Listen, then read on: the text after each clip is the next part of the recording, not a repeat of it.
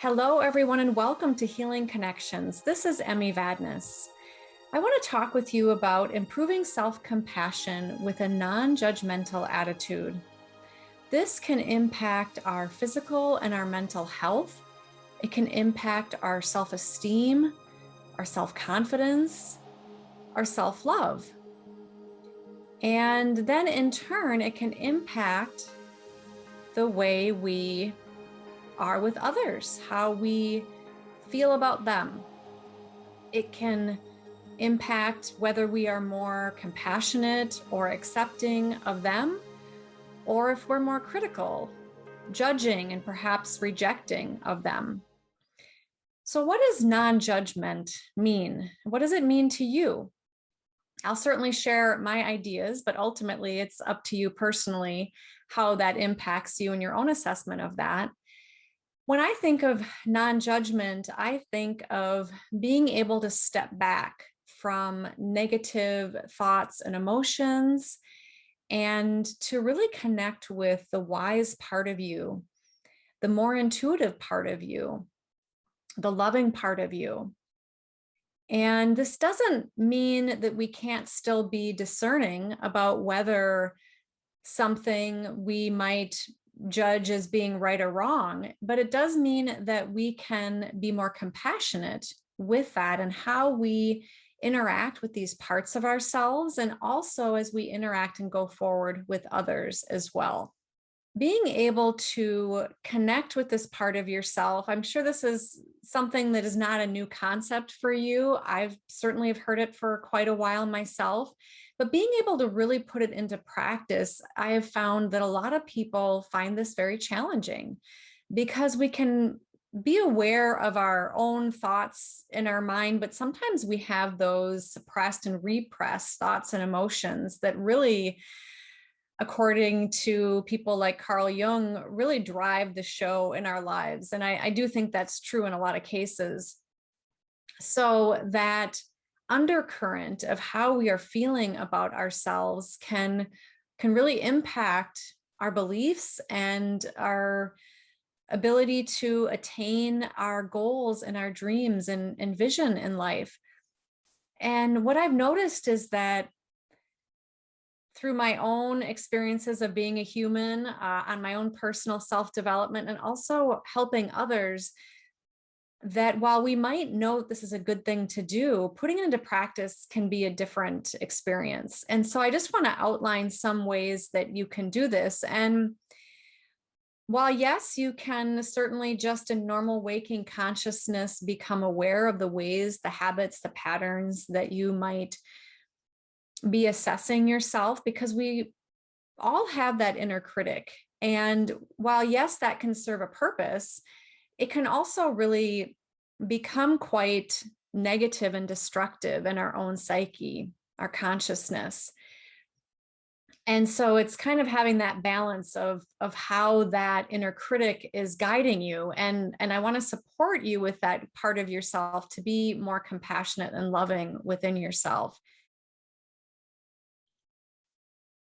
What I have found to be quite helpful is to actually go into more of a state of consciousness where you are in a more, for lack of a better term, relaxed state, a more meditative state. Now, I understand that life is busy, life is fast, there are demands, fast pace, there's stress, pressures, but that's exactly why we need to carve out that time in our lives to slow down, to make 5-10 minutes a day. Now, maybe this is something you want to do when you're going to bed at night, maybe listening to some type of guided meditation. You may know by now that I have many free ones on my YouTube channel.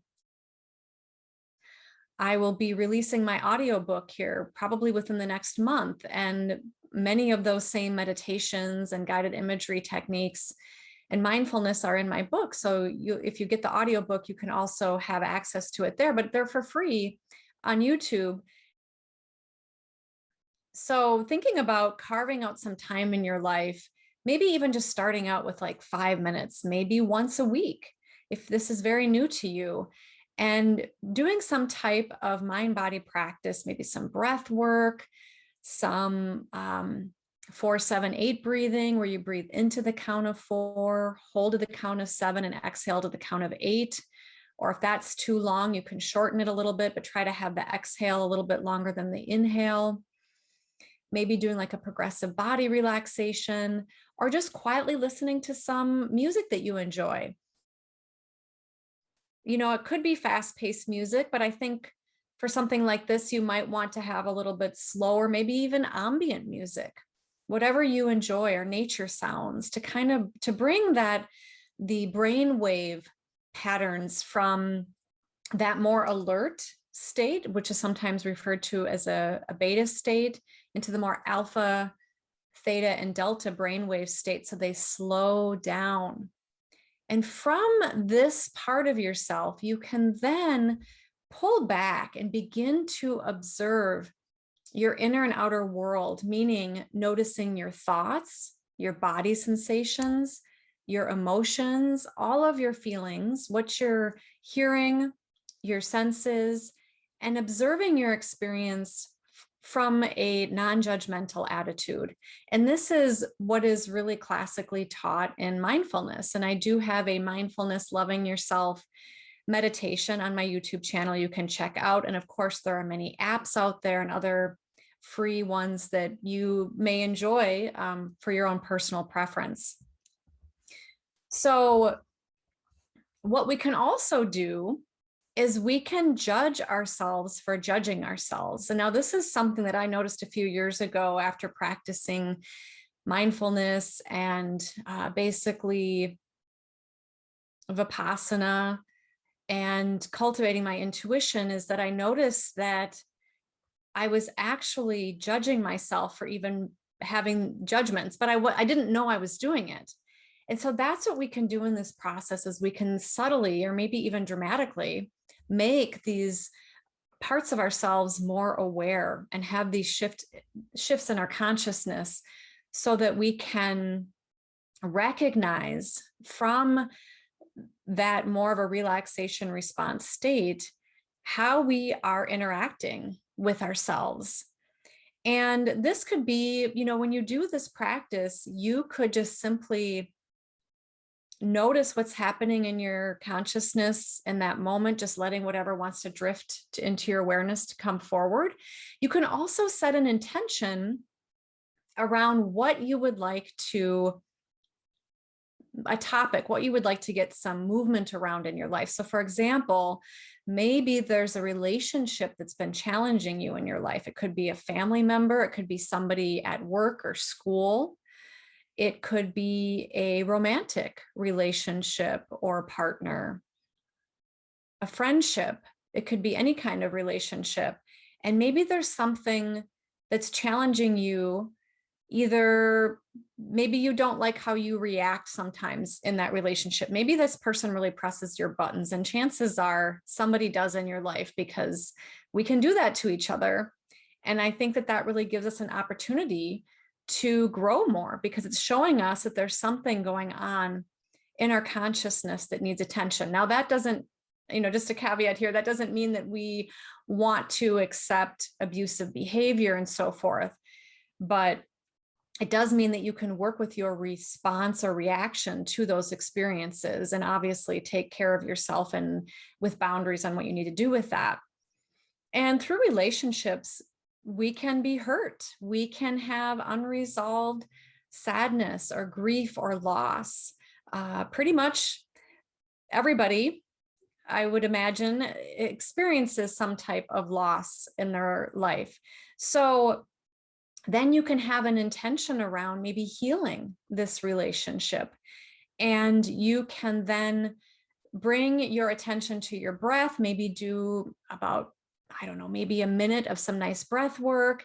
Maybe you want to do a little progressive body relaxation, or maybe even just bring your awareness to your heart. And I'm a huge fan of the heart, of course.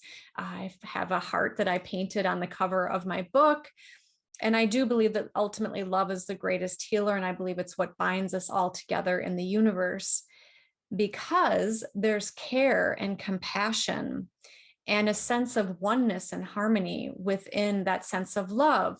And when we are not in that sense of love, we are feeling usually separate.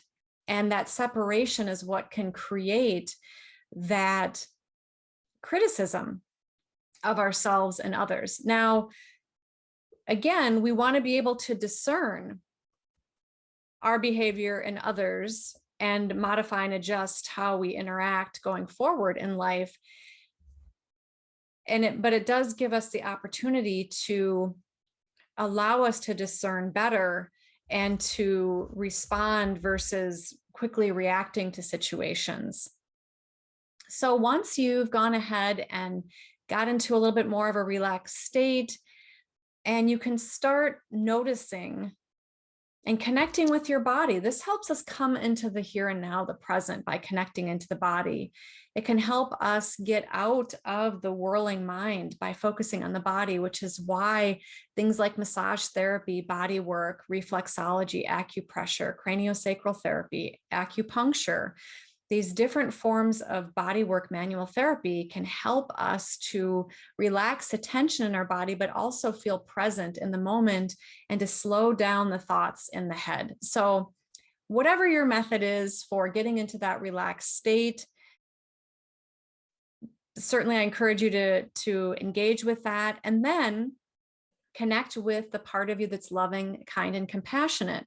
And this is what I think needs, from a lot of people, this can kind of be a part where they can get kind of tripped up, because we sometimes are so close to our judgments and emotions that it can be sometimes difficult or seemingly difficult to separate from that. But a couple techniques that can help with that, and you may find some that I don't suggest here, and I'd love to hear from you on what's working for you, is to imagine that someone who you do love unconditionally and who you unconditionally accept is in front of you. It could be a wise being or a spiritual leader or somebody you know or have known. It could be a current or past loved one. It might be a child, or it could be an animal or a pet.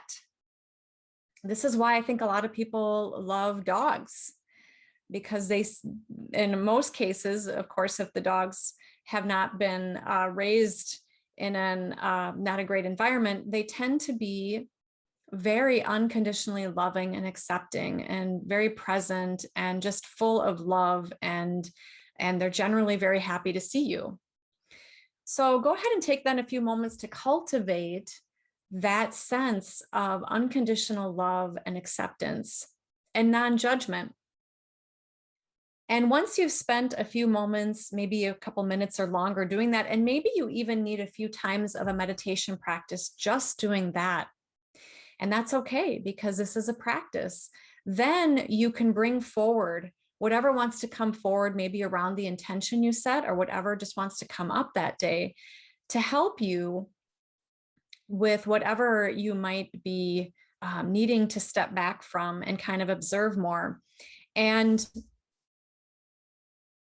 being able to observe your emotions, we tend to accept our pleasant, or what we deem to be pleasant, emotions more than we tend to accept what is often referred to as negative emotions, because they can feel uncomfortable. So anger, sadness, fear, even pain.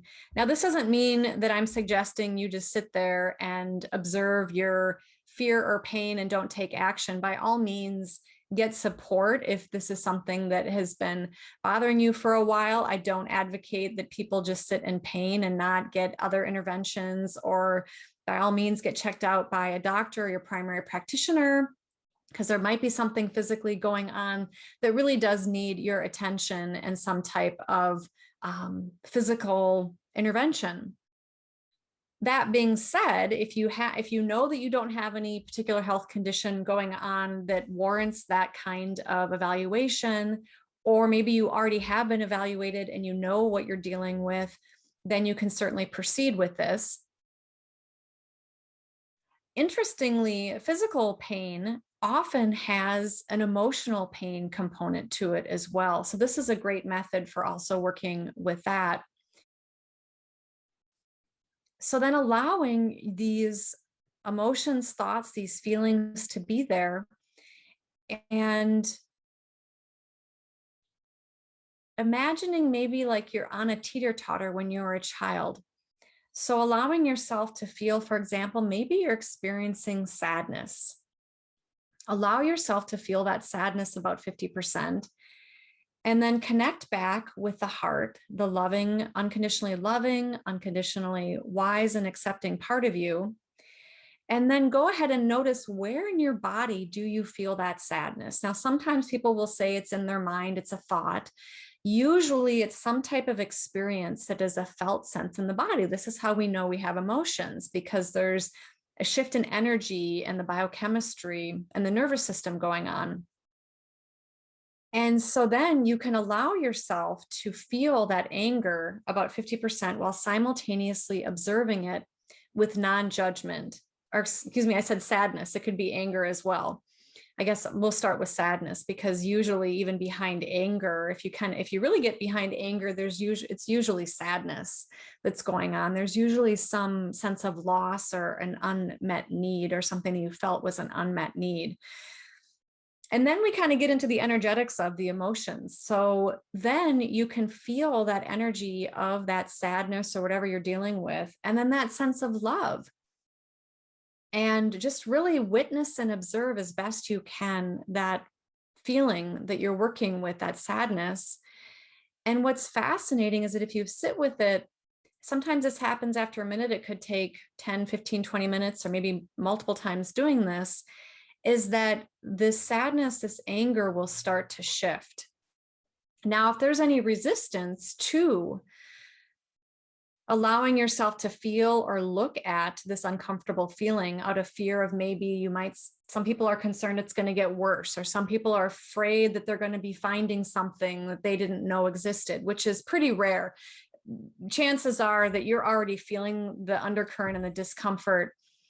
And so by all means, if you want to reach out to myself or somebody to guide you in this process, you can certainly work with a trained professional, but there's a lot you can also do on your own. What's really great is that once you sit with that, these uncomfortable feelings, when you're being with it from a place of non-judgment and love, they start to feel loved. They start to feel accepted versus rejected.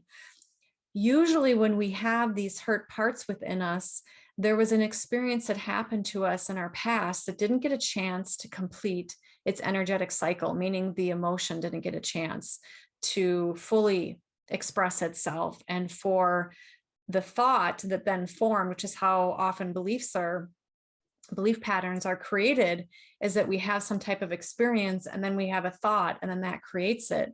And so we can have these distortions going on. And this is why, if we're in more of a quote normal waking consciousness state, trying to change our thoughts, we can get some success with that. And maybe you'll be incredibly successful with that. So by all means, if that's something you're drawn to, go for it. Or maybe you have found that helpful. However, a lot of times people are needing to get to what's going on underneath more and really be with it from that more relaxation response state. This is why being able to process these feelings, these body sensations in this relaxed state can be oftentimes more powerful, because we're able to come at it from the felt body sense, the emotions. Sometimes people refer to it perhaps maybe as a subconscious. When we get into a relaxed state, we can access it or become more aware of it more easily and readily. So that then when we work with these uncomfortable parts of ourselves and we can bring the self-compassion and non-judgment to these parts of ourselves, they can be reintegrated. And we can then, this is the wholeness where the word heal comes from. We can start feeling more whole and complete within ourselves.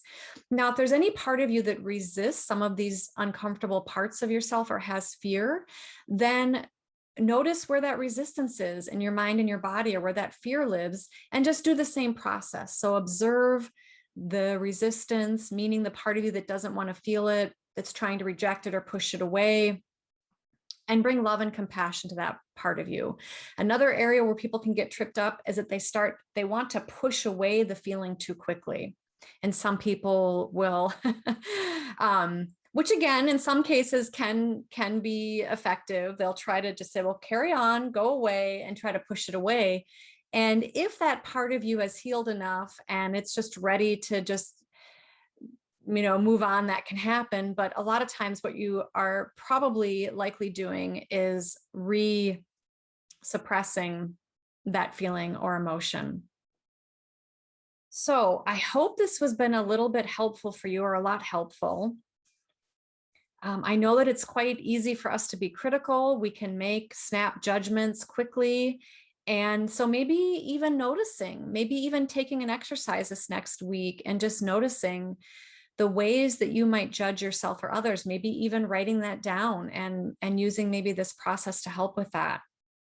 And what this can also do is it can help to improve your own intuition, because when you are going around and basically projecting, that's a psychological term, your own feelings onto others, which we think they're doing to us, and in some cases they might be, but we can then take our feelings and put it out to this other person as though they're causing it, or to blame for it, when really this is something that's been lying somewhat dormant within ourselves. And I like to think of it, even though it can be painful sometimes, as a gift that these occurrences happen, because it helps me to process these parts of myself more. And in all the healing work I've done with people, these various experiences in life that can be emotionally painful, maybe even full of being distraught, can help us go deeper within ourselves. And I wish it wasn't always the case, but that seems to be where a lot of the evolution of our consciousness can happen, because these unconscious, usually negative emotions and judgments are occurring. That can keep us separate from really being able to listen more fully to our inner wisdom or our intuition. And so by continuing to do this self-care practice, this self-compassion and non-judgment, and improving that, you will find that you can access your intuition better, because you will have less judgment of yourself and others. You'll be able to connect to that higher vibration of that intuition more easily and more readily. You'll be able to step back from thoughts and emotions, because we're humans. We have these emotions to protect us, to guide us, to kind of be alarm bells, and to alert us when something doesn't feel right. So we're probably not going to completely get rid of them, because they can serve a purpose, right? If you are getting too close to the edge of a cliff, fear is going to kick in, and you want to listen to that. Otherwise, you will have other consequences. So they do serve a purpose. Well, I hope this has been helpful, and please let me know how this has been for you. And until next time, be well. Bye for now.